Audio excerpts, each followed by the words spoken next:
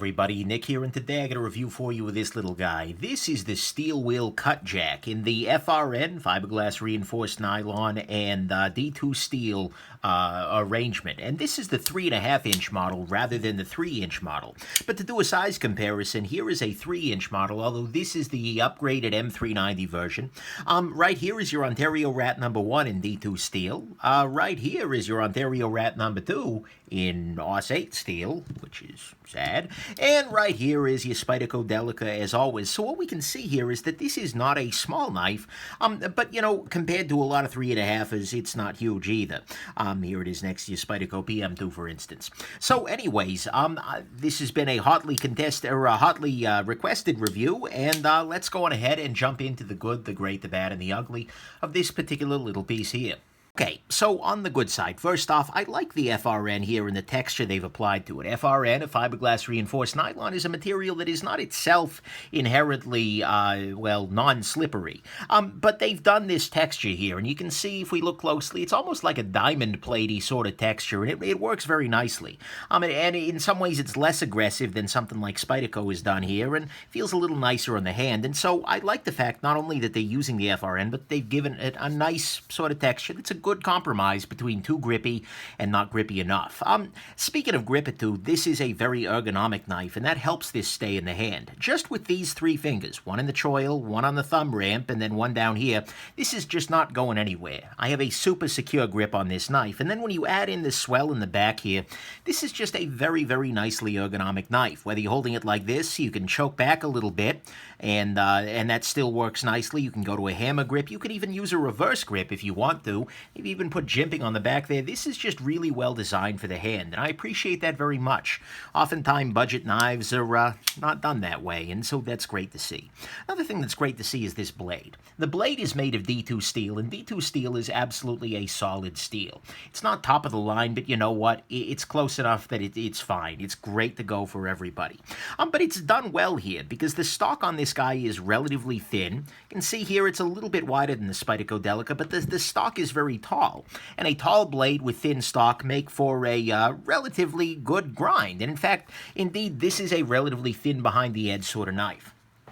It's not the thinnest ever, but you know what? It's A-okay. This slices beautifully and is a good tool for actually, you know, cutting things. And that's important in a knife, and it's oddly overlooked these days. So that's very nice. Next thing, this has full liners. You can see on both sides in the disassembly that this has skeletonized liners, which makes this maybe a little heavier than you might otherwise expect if you were just thinking this is plastic. But the thing is, it's not very heavy. It's 3.74 inches, which is just over an ounce an inch. Not bad at all. Next thing, the action on this guy is very, very nice. It's a solid action. It's not absolutely perfection in the action department, but the thing is, it deploys always, which is all we can really ask for. And although you're not going to get anything super impressive on the close, it's not like a fall shutty knife. It is absolutely A-okay. And part of the reason I like it so much, the action that is because this action is based on washes. This is a knife running on phosphor bronze washes. And that's a really nice thing, because so many modern flippers, particularly on the low end, but even on the high end, run on bearings. Bearings are great. They get you a very smooth action, and they'll get you that sort of fall shut sort of thing like you get on this little guy, which is running on bearings. But anyways, they get you that, but the thing is they are less robust. They are more likely to collect gunk and dirt. They are more likely to be affected by, you know, soot and silt and all sorts of things like that. You know, bearings are a little bit more fragile than this. And so I like the lack of fragility here. I like the fact that they've made a knife that is a great unassisted flipper and is still running on phosphor bronze, and I hope that's something more people try in the future. So, to me, that is absolutely what I like about this knife, and there's more. I mean, the lanyard hole is very nicely done. There's a lot to like here. The clip is effective, nice ramp, but overall, that's it for me, is that the action on this guy is very solid, and it's on phosphor bronze, which makes it a much more robust sort of action. It's got full liners, it's got nice FRN that's plenty grippy, it's got a very nice blade to it, very, very great ergonomics, and yeah, so let's go on ahead and jump into the great for this knife. What's absolutely great about this knife is the value. This is a $40 knife, and that 40 bucks is going a long way because you're getting a very good steel in D2 steel. You're getting a good flipping action that is unassisted. This is completely a manual knife. There is no assist at any point in this process, and that's great. You're getting it on bearing, on washers, which is interesting in and of itself, and then the rest of the materials are a-okay, along with great ergonomics. And look, this is an incredible value in the knife world, and it's sort of, in a lot of ways, a flipping Ontario Rat #1, which is one of the other great values in the knife world. And so these have become sort of brothers in value arms, and I think they're very, very compelling, both of them. So, to me, absolutely what is great about this is the price. At 40 bucks, you are getting a whole bunch of value, and you're getting something pretty compelling, whereas usually you're going way further up the price scale for something like that. So that's what's great to me, is the value here. The bad side, there's only really one thing I can think of that is bad and not ugly, and that's the fact that this clip on here, which, although it is a very good clip, and it cants the knife very nicely in the pocket here, is very, very tight, and it is over these rough scales. And as you see on many knives, particularly out of Spyderco, when you have very rough scales, you want to include some sort of a flat surface that the clip can land on. This allows you to get the knife into and out of your pocket in a much more nice manner. And this guy did not do that. The texturing is just as hard underneath the clip as it is elsewhere. And so, unfortunately, you end up with a knife that is a little bit less of a pleasure to get into and out of the pocket because of the tight clip and that strong texturing. Is it the end of any world? No, not particularly, but that is absolutely something they could improve in a future version just by adding a little flat area on both sides here. Oh, it's kind of ambidextrous, clip-wise at least. But anyways, that's to me the only thing that's just bad, not ugly. On the ugly side, there are two issues here. The first one is that this does have quite the pocket pecker. This flipper tab sticks way out there. And unfortunately, the edges of the flipper tab are relatively sharp. They're not like, oh my god, sharp, but they're unpleasant enough. And so as a result, this is not super compelling in the pocket. I mean, by and large, the flipper tab is out of the way, but where this does hit, because of those sharp edges, it is pretty uncomfortable. So I really do wish that they had rounded off the flipper tab a little bit more, or that they had done a flipper tab in a slightly different sort of, I don't know, feeling, that they had done, something a little bit flatter, gone for a little more push-buttony sort of thing. I understand it's hard, and they may have had design constraints there, but at the very least, they could have rounded these corners. The other thing that is ugly to me, and probably the biggest ugly here, is that this knife is not well made for disassembly. Partly because a lot of these screws are free spinning. If you start turning one of them, the whole thing starts spinning, and that's not great, but it's made much, much worse by the fact that the factory is using permanent thread locker. And that just means that it's very, very difficult to first take this knife apart. I had to use a soldering iron to heat up the screws in order to get that thread locker to break free in order to service the knife. That's really, really ugly, and it's something that the steel wheel folks need to put the stop to immediately. They need to move to a temporary thread locker. That is just unacceptable. And so, that's something they can very easily change, but as it is, that's just not cool.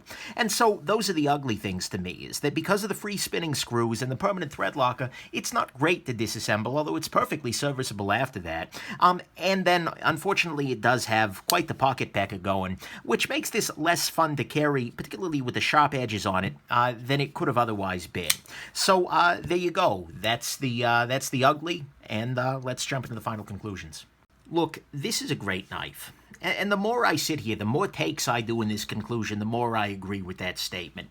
Because there is so much to love here. Ergonomically, this is a great knife. It's great in a bunch of positions, and it's beautifully beautifully done for the hand, that is.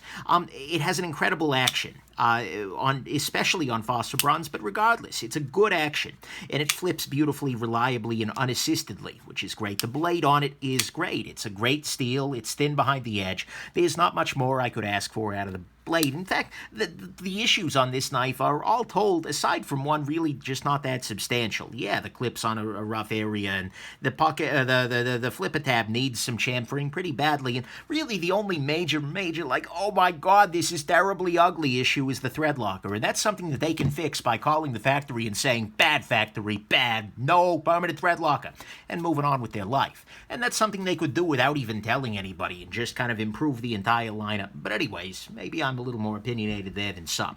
But regardless, there is a great deal of good going on with this knife, and there's not much bad here. And given that they're able to do all this for 40 bucks, that's pretty great, and I have to call this guy a gem. Even if it pains me to do so with the threadlocker in play here, this is absolutely a stellar value. And in terms of unassisted flippers, this is probably the best out there in terms of steel, action, and price from widely available brands. You can get better action out of some CRKTs and Kershaws. A well-done Skyline has a very similar action, but they don't tend to be that well done.